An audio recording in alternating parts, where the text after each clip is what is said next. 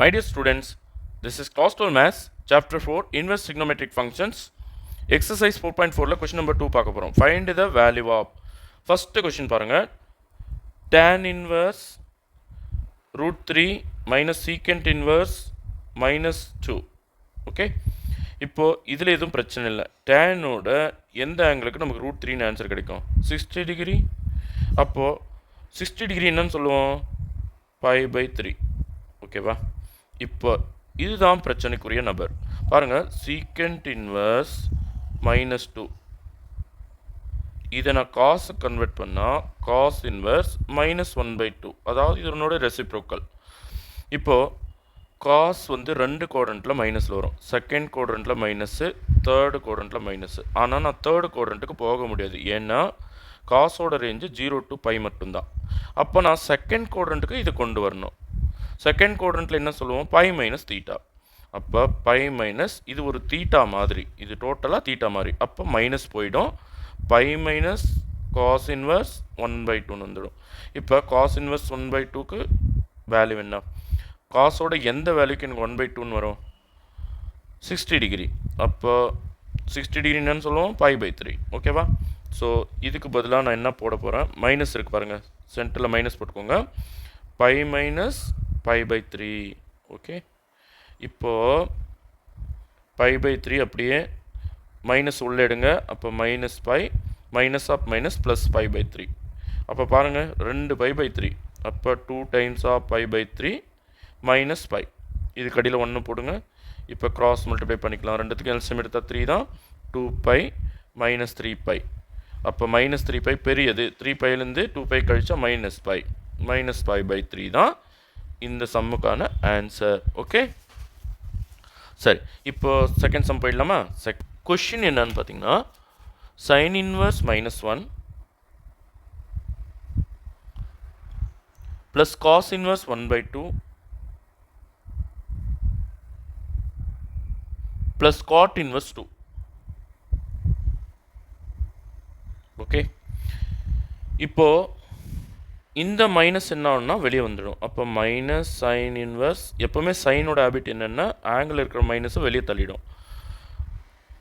இங்கே பாருங்கள், இதை நம்ம அப்படியே எடுத்துக்கலாம். Cos inverse 1/2. இது ஒன்றும் பண்ண வேணாம், இதுவும் ஒன்றும் பண்ண வேணாம். இப்போ காட் இன்வர்ஸ், அஃப்கோர்ஸ் இங்கே வந்து ரியல் நம்பர் வரணும், ஆனால் இது டேபிளில் வேல்யூ இல்லை, அதனால் இது அப்படியே வச்சுக்கோங்க. இதையும் God inverse 2.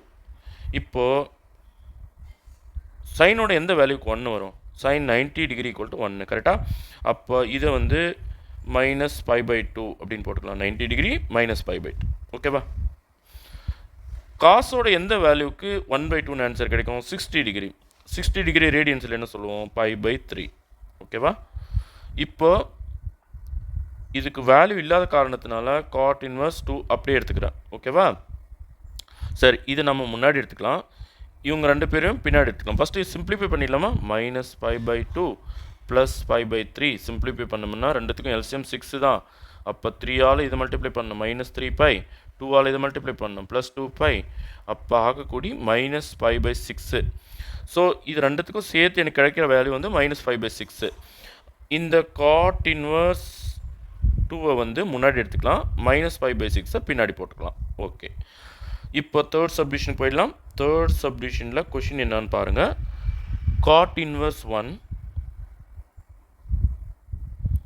Plus sine inverse √3/2 minus √3/2. கடைசியாக மைனஸ் சீக்கண்ட் இன்வர்ஸ் -√2. ஓகே, இப்போது இதில் பிரச்சனை இல்லை, மைனஸும் முன்னாடி வந்துடும். இதுலேயும் பிரச்சனை இல்லை, இதை வந்து டேனுக்கு மாற்றிக்கலாம். டேன் இன்வர்ஸ் 1/1 ஒன்று தானே, அது அப்படியே வச்சுக்கலாம். இதில் மைனஸ் மட்டும் முன்னாடி எடுத்துக்கலாம். Sine inverse √3/2. ஆங்கிள் இந்த மைனஸ் முன்னாடி போயிடுது. இப்போ பிரச்சனைக்குரிய நபர் இவர் தான். ஓகேவா? இப்போ சீக்கண்ட் இன்வர்ஸ் -√2. இதை வந்து நான் காசை கன்வெர்ட் பண்ணேன்னா காஸ் இன்வர்ஸ் -1/√2. ஓகே, பட் காஸில் சீக்கண்டில் ஆங்கிளில் மைனஸ் வந்தால் செகண்ட் குவாட்ரண்ட்டுக்கு எடுக்கணும். இதை ஞாபகம் வச்சுக்கோங்க. பாருங்கள், காஸோட ரேஞ்சு வந்து 0 to π. அப்போது இந்த ரேஞ்சுக்குள்ளே கொண்டு வரணும். ஆங்கிள் மைனஸ் இருக்கிறதுனால அஃப்கோர்ஸ் செகண்ட் குவாட்ரண்ட்டுக்கு கொண்டு வந்துடணும். செகண்ட் குவாட்ரண்ட்டுக்கு வந்தால் என்னன்னு சொல்லுவோம் அது பை மைனஸ் தீட்டா. ஸோ இது தீட்டா மாதிரி. இப்போ என்ன பண்ணுவோம், ஆங்கிள் வந்து பாசிட்டிவ் ஆக்கிடுவோம். காஸ் இன்வர்ஸ் 1/√2 அப்படியே எழுதிக்க போகிறோம். இப்போ பை மைனஸ் 1/√2 யார், π/4. புரியுதுங்களா? ஸோ இதுக்கு பதிலாக π/4.